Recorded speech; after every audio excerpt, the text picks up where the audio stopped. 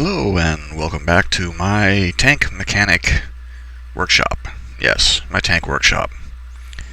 I wanted to do another tank here, but I also want to show off some things because I've been working quite a bit heavily on tanks, and at this point I have now collected at least one of every vehicle available currently in the game, and my museum is pretty much tricked out, so I want to go in there and show you guys what it looks like now.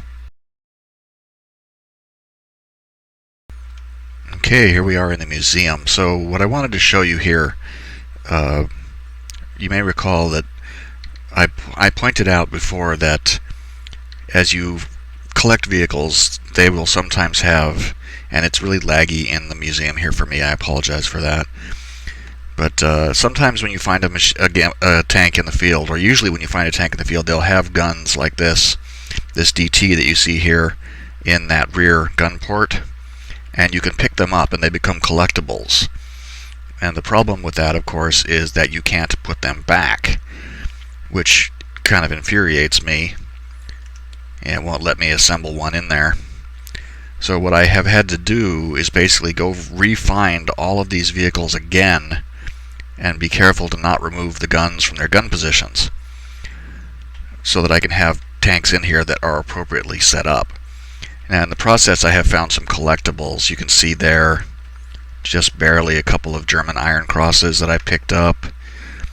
I picked up one of these. This is a M3 grease gun, submachine gun, pair of M1911 45 caliber pistols. The Pershing I have replaced from the original. You can see it has its bow mounted machine gun in place, as well as the turret mounted gun up there. The Panzer IV over here I had to replace. I also put a camouflage pattern on it because it gives it some more visual interest than just plain gray, but it has its guns where they belong. The T-34 here I think had its guns from the get-go, because by this time I figured out what was happening. So the guns are there. I had to find a second Sherman, which took me a while, but it has its 30 caliber guns in place. The Tiger, I'm not happy with that camouflage scheme. I'm going to experiment with the others and see if I can find something that I like better. But it has its guns where they belong, and this is the second Panther that I built, and I made sure to keep its guns in. There is also one up there in the turret, but you can't see it from the outside. You see it there if I go into the X-ray vision view. So that's everything that's in the museum. I have so many of these guns that I've picked up that I've stuck them into display cases. These display cases will only fit like submachine guns and pistols, and I have put guns in these, the German MG34 and the Browning 30 caliber. The Russian machine gun will not fit in these cases, unfortunately, so they can only go in here. Couple more 30 calibers in here, and that's where we sit in the museum. And now I want to go outside real quick into the yard, and I'll show you what's out there. Okay, so here's what the yard looks like. Now there are 8 slots in the museum. There are 4 slots in parking and 2 slots in the yard, which are all out here. And they're all full. So I have 8 slots full in the museum, and all of the outside slots are full. And all of these vehicles are done as well. I recently found one of these, this T-34. This T-34 is the earlier variant, and I found one with its guns, so I kept this one here. This is a Panzer III. I think this is the Ossif M, and I had to find a second one of these with guns in it. This half-track is actually the first one of these that I found, and it had its guns in place, so I just kept them there. The Wolverine is unique in that it has a 50 caliber machine gun up there, the Browning M2, and I made sure to keep that one there. And then we have over here the KV-1 which has 3 machine guns. It has one in the back of the turret, one here in the hull, and there's one there in the side of the turret. And then we have the other Panzer III. This is the J, and this one has all of its guns. So, but basically that fills me up. You have 8 in the you have 8 slots inside and 6 slots outside. So that's 14, and that's everything in the game. That leaves you with 3 slots you can work with in the workshop, including that, and that includes the paint bay. Now I like to look over here. This here is the junkyard, if you will, and stuff shows up here that you can buy really cheaply. This is a Pershing,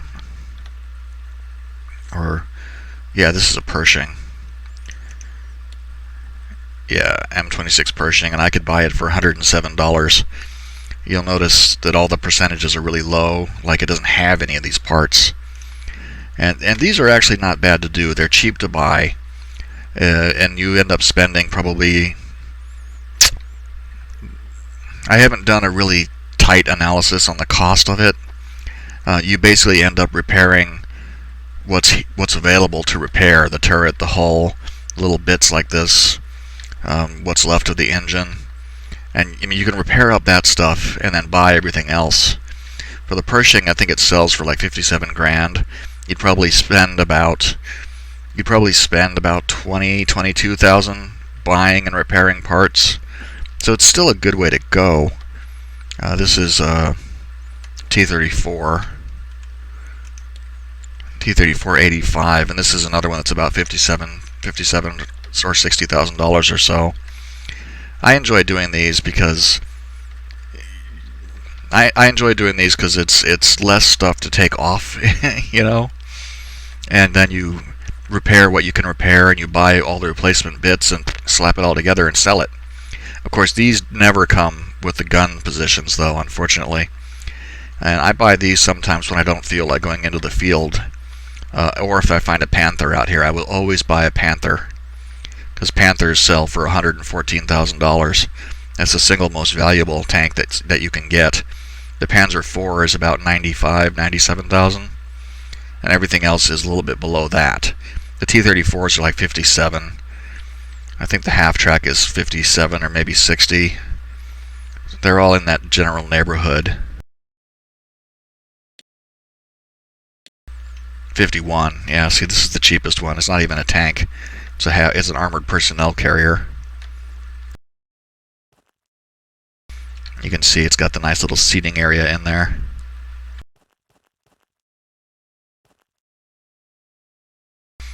Okay, so what I want to do is pick up an extraction job.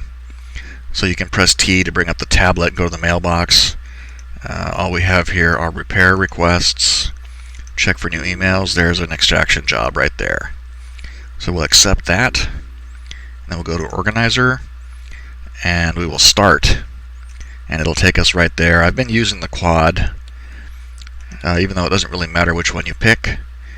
And let's go see what's out there.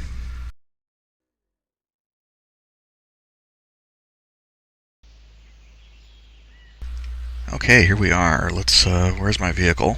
Behind me. There's usually the search area in the fence, but it may not be there. So we have to go to our tablet, and the search area is over there. So at this point, once you've got access to the drone, this is really easy. Ground penetrating radar, select the drone, and send it on its way. And if you just fly it straight across the center of the circle, it will find whatever's there.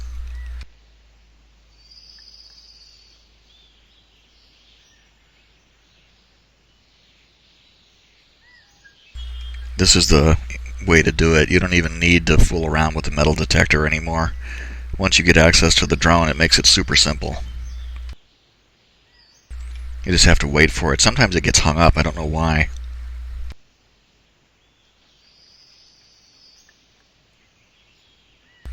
But it always goes again.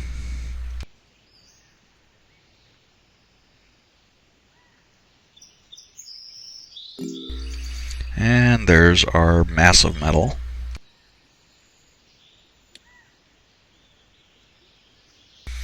it's going to cost us $2,000 to have it dug out.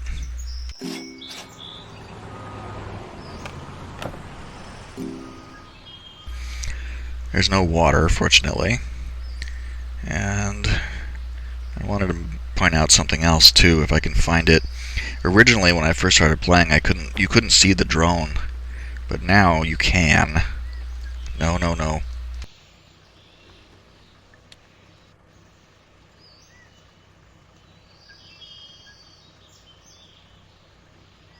It should be coming from over here. There it is. You see it? Right there. You didn't used to be able to see it, but now you can see it. You don't really have direct control over it. You just kind of send it here and there. But at least they added it so that you can see the thing.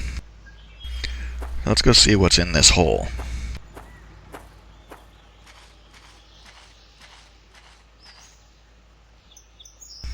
I think that's a Panzer IV. It's got some extra... Oh, look at that. No, it's a KV-1.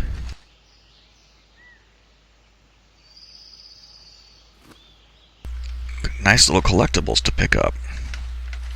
It has 3 guns inside. Let's look around here. Let's grab the pressure washer and clean it up. Up there in the corner where it says required clean state 30%, you basically just spray it down till the current clean state reaches 30, and then it'll skip over automatically and prompt you to lift the tank out.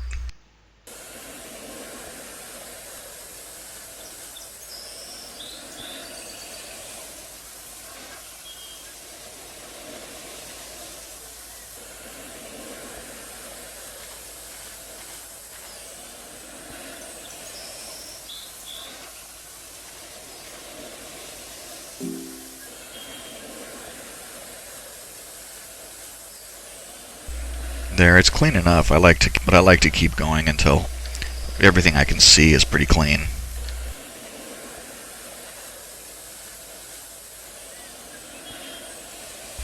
That's enough.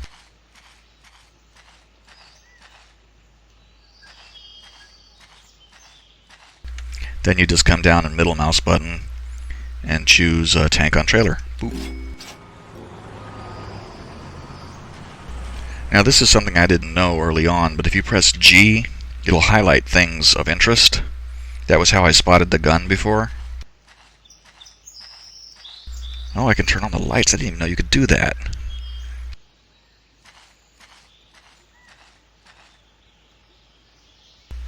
I'll be darned. I didn't even know you could do that.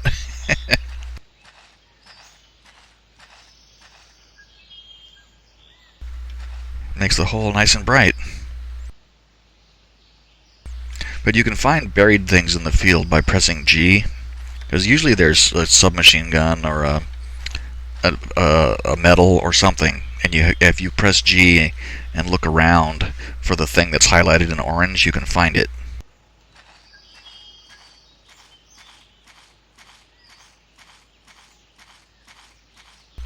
I think that submachine gun that we found is going to be pretty much it, though. But that's cool, though. I don't have any of that particular submachine gun. So that's cool to find something new. And then we can just shoot this thing back to the workshop now. And you don't need to come over here. You can do it from anywhere. So we spent $3,000 extracting this thing.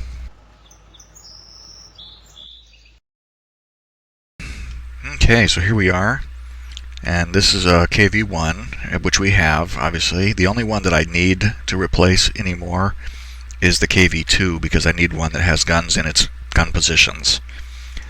But the way I like to do these is to yank the turret and the engine right away, and I can strip them down, and then work on stripping down the hull.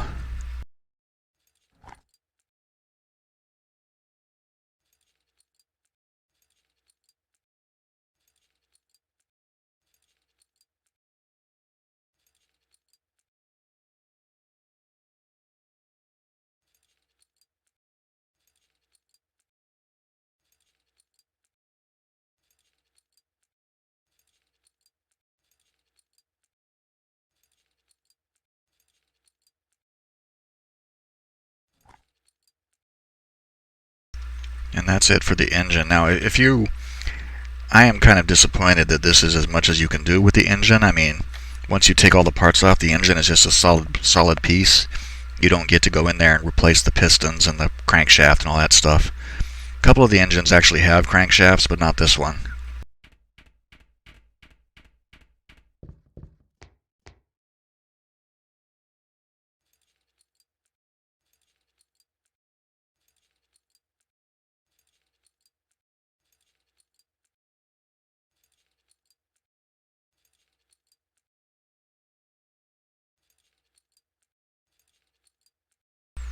And once I take everything off the outside, then you can switch over to, actually I have to get that.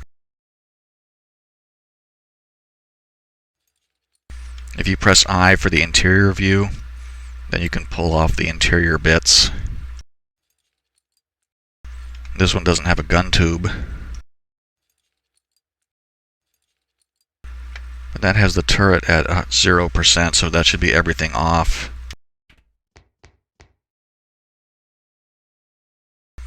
And the interior is at 0, so everything is off here. Sometimes there'll be things hidden inside that you have to get in and look for. So that just leaves us with taking everything off the hull now.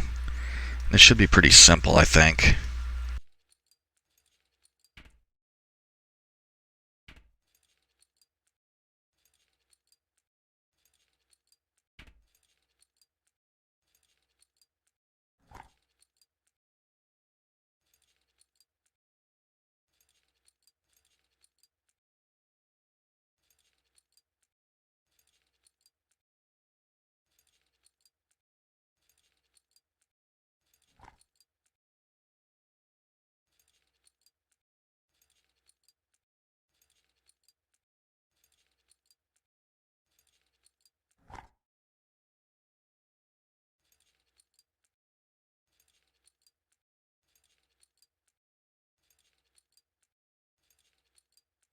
So some of these things are going to have to actually be unbolted. You can see the bolts there. And you can unlock this impact wrench.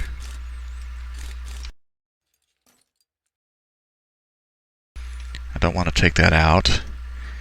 Take the gun position off, and it will come out with it. And then when you put the gun position back on, the gun will still be there.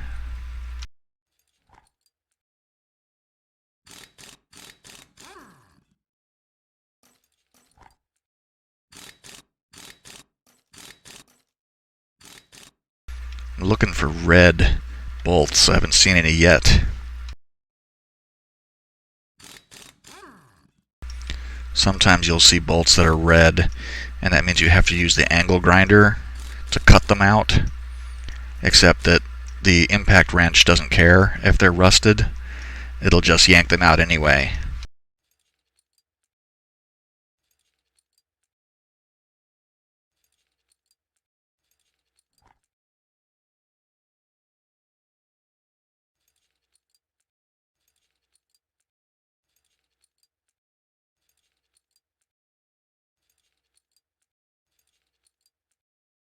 And this has like a two-part shaft. It's got the shaft and the fan and this bit.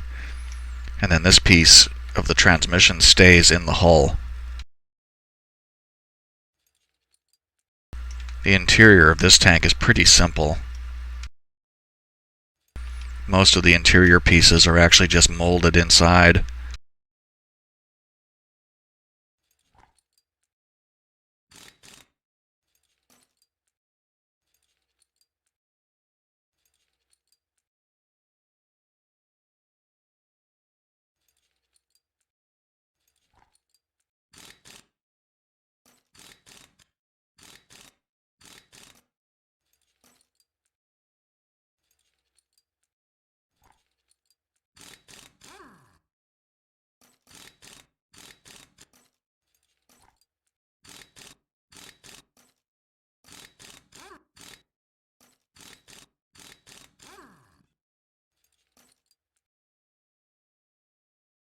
Let's see if there's anything. I'm pretty sure there's nothing left in there to get. The torsion bars are all inside, but I have to disconnect all the stuff on this side first. This actually has like its entire track on this side.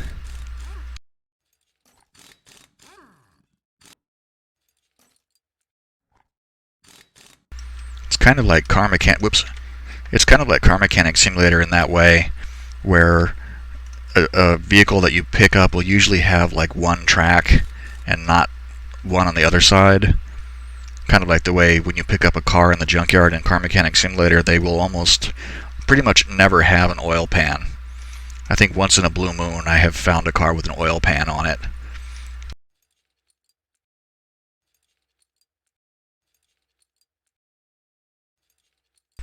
This one has like half of its entire drivetrain intact.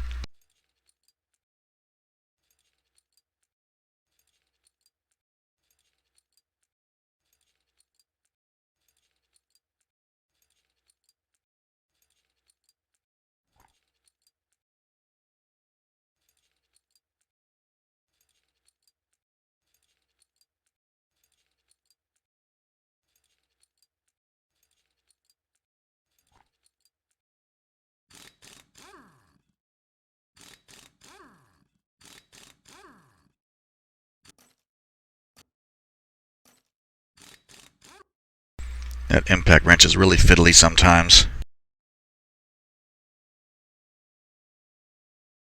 So all we have to do now is get these things out.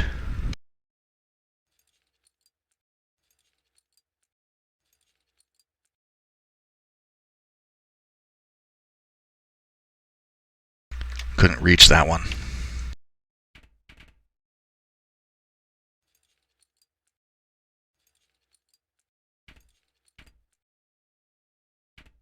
Okay, hull exterior 0. Interior should also be 0. So we are down now to just the base pieces. So what we want to do now is repair everything. So middle mouse button, storage, and here's everything we've taken off. And it's really easy. I mean, you can repair these things actually in place on the vehicle, but this is so much simpler. Select all, outsource repairs. It's going to cost me $1,200. Go. And you don't have to sit there and watch it either, you just let it go.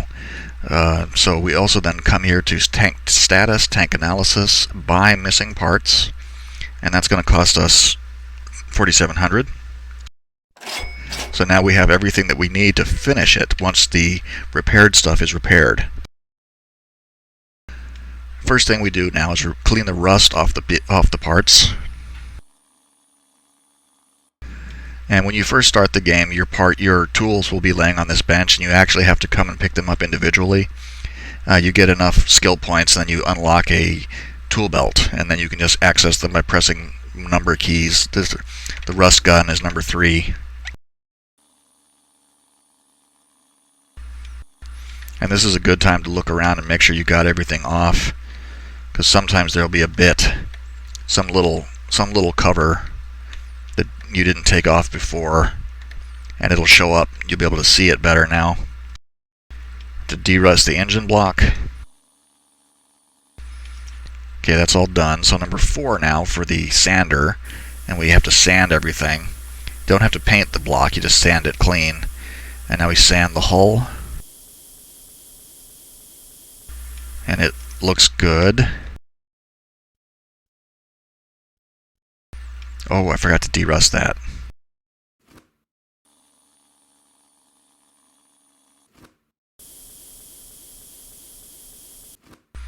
So the gearbox stays in place. Shouldn't have put that away. I still need it. Okay, everything is clean in there. Aren't any little hatches hiding? So now we can sand this thing.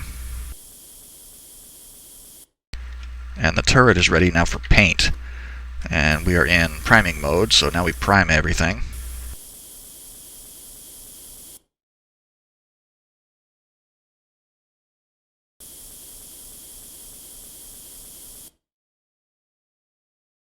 And the gearbox does not need to be painted. Press X to switch into painting mode.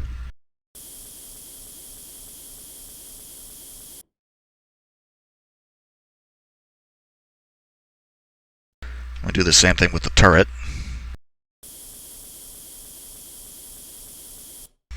And we are good to go to put everything back together. Really simple. And we go into assembly mode now and start mashing things on. The dipstick right here, I always forget that. So I try to put it on first now so I don't lose the damn thing.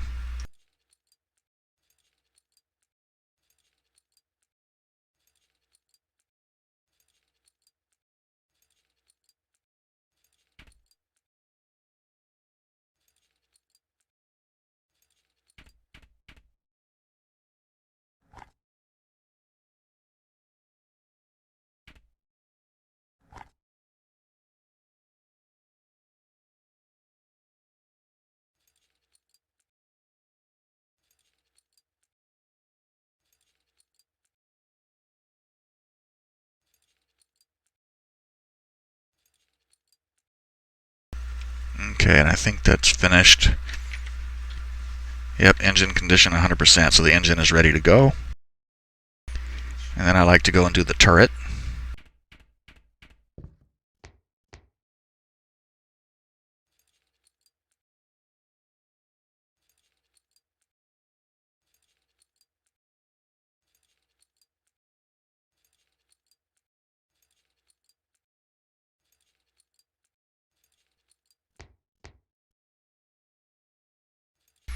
And you'll see the machine gun is still in place there. So we can go back to interior mode now. There isn't a whole lot to go inside this turret. If I had a Panther or a Tiger to work on, you'd see all kinds of stuff going in. And there's the gun there. I don't think this has a muzzle brake on it. So that should be everything for this. Turret exterior condition 100%. So let's check here, and the interior is done as well. So now we just need to assemble the hull.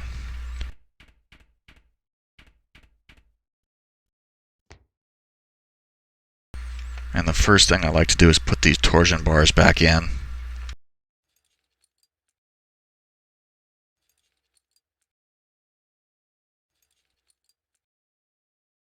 I think I just fell into the turret ring.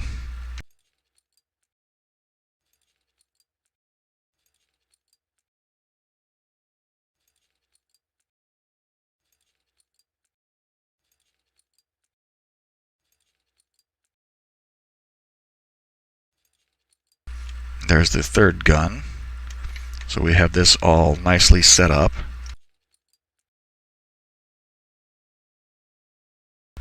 Okay, let's do. Some of them have additional hoses and stuff. I don't think this one has hoses like fuel and water.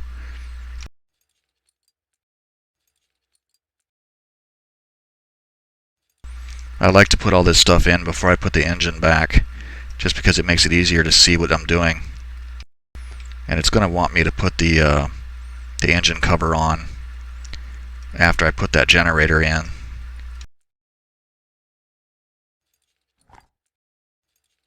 Oops, I went too far. Didn't mean to put this on yet.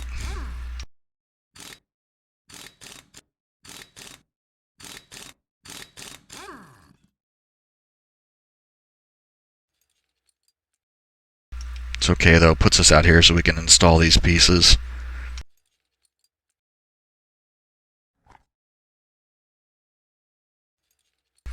Yep, and now it wants the engine cover and the hatches.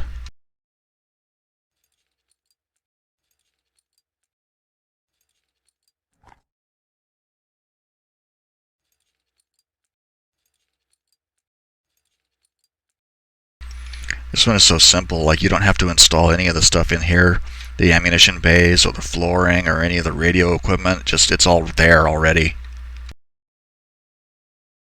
But we can now install the engine.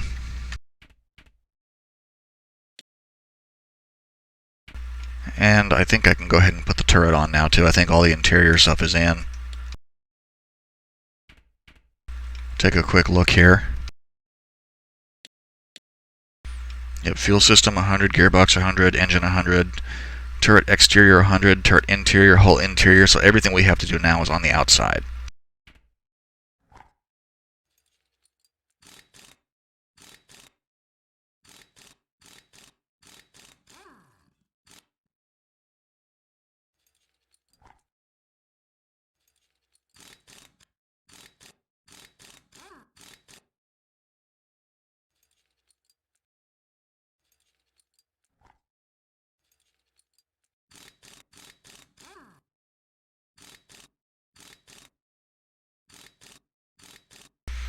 Sometimes I would like, so I'm kind of two minds.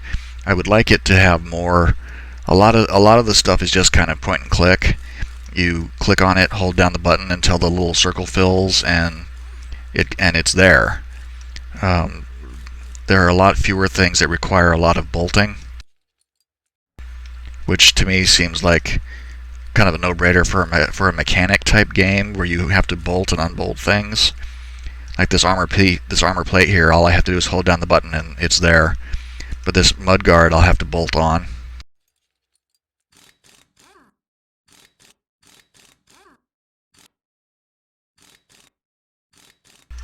I'm kind of two minds of it because it's really easy to just click things and have them go.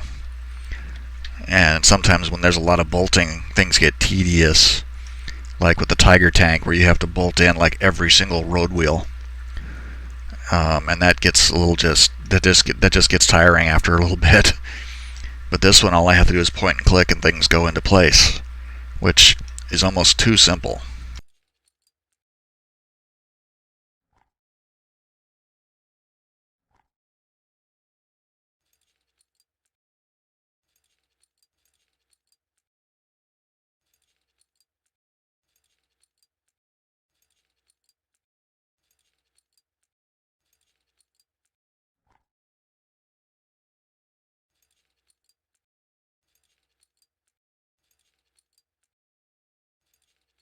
I think the only part of this I actually have to screw on is that idler, whatever that thing is called back there,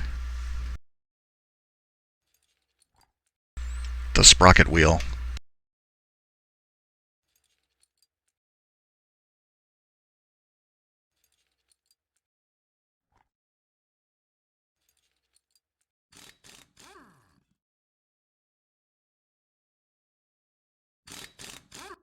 Sometimes it's easier to get so that you're directly behind the bolt and just hold it down, it'll go in. This side is almost done. Once the tracks are on, it'll be finished on this side, and we'll just have to repeat this same process on the other side.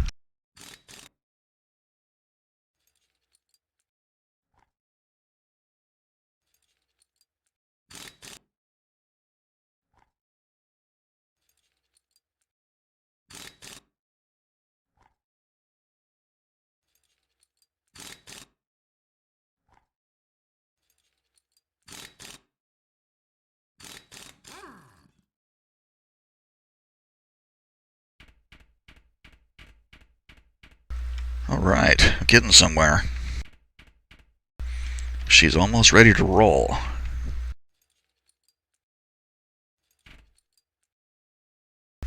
That's another thing that happens when you put a part on the next part. If you're still holding that,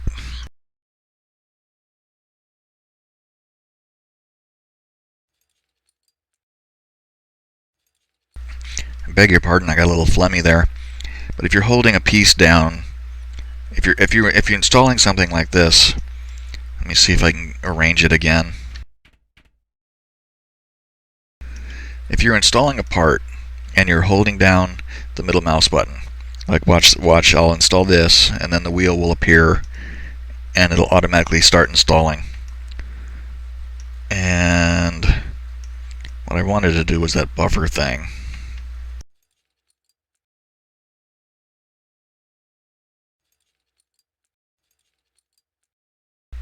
It's actually not bad though. I noticed if you stop installing something, or if you get interrupted and you come back to it, it'll be at the same position it was when you left it, which makes things go really fast. I think we're just down to the track now.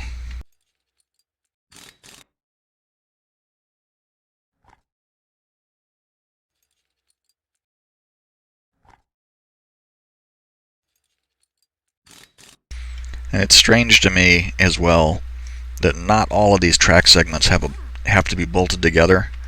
Sometimes they just, well, maybe they do on this one. There's another tank that I did where it might have been the Pershing, where you just stick the track segments on. You don't have to actually bolt them together, and they are there.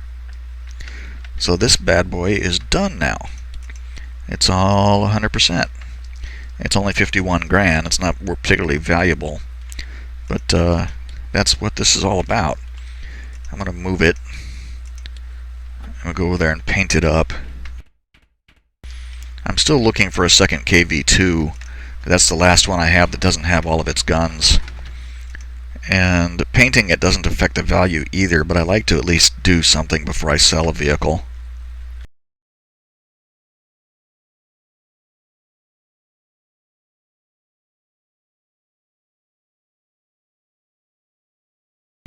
Try to line these up so that they look good.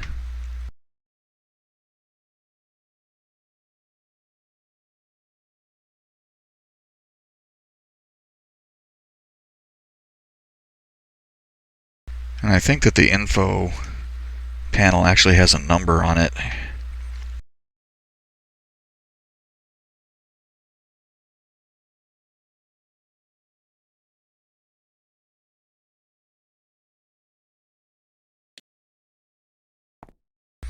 Yeah, that looks pretty good to me.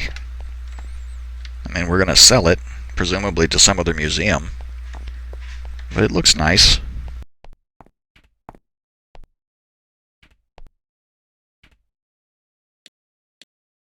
And it's worth 51 grand, so poof. And that's what it's all about. I'm still looking for a KV-2 to complete my museum. And I have been still working on building tanks because I just really enjoy the rebuilding process. I can delete this one because it's done. I don't know if they did this. I don't know if they added this or if it was always like this, but when you complete a job, it gives you a little. It turns green, gives you a little check mark, and then you can just delete the mail.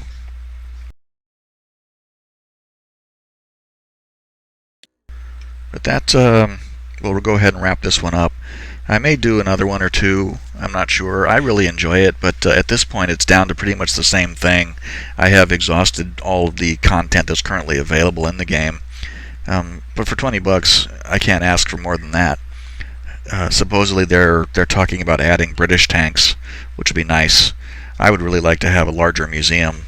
8 slots is not enough. But until then, we will continue doing our thing, I guess. So, thank you for watching. I hope you enjoyed the video, and hope to see you again the next time we come into the tank shop. So on that note, bye for now.